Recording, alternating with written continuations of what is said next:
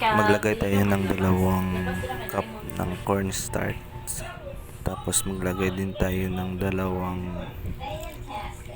baso ng tubig. Ayan guys, so ilagay lang natin dyan. Pwede nyo na rin tansya-tansya yan guys. So haluin natin yan. Haluin na yan ng haluin guys. Tapos iset aside lang yan guys. Tapos nag-ready tayo ng kawali. Tapos dalawang sachet ng kukumama guys. Tapos ilagay na rin natin yung condensed milk. Anong condensed milk na brand guys, okay lang yan. Okay yung nilagay ko dalawang lata. Na rin nilagay yung ating ibap. Kahit anong brand din guys ng ibap na milk.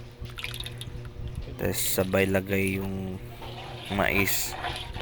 Tapos haluin lang natin yan guys. So ayan, habang naghahalo tayo guys, so pwede mo lagyan ng asukal guys, optional lang din yan guys. So habang nagpapakulo tayo nyan,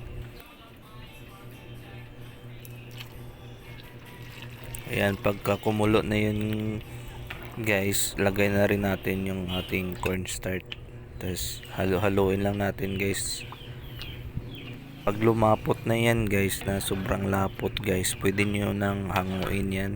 So halo-haloin nyo pa rin yan guys. Ayan, sobrang lapot na yan guys. Ayan, creamy na yung ating maha guys. Lagay ko na sa lagayan. So nilagyan ko na rin ng cheese yung ating maha guys. So pwede na natin ilagay sa rep. Kung nagustuhan nyo yung ating video guys, pa-like and comment na lang guys. Thank you.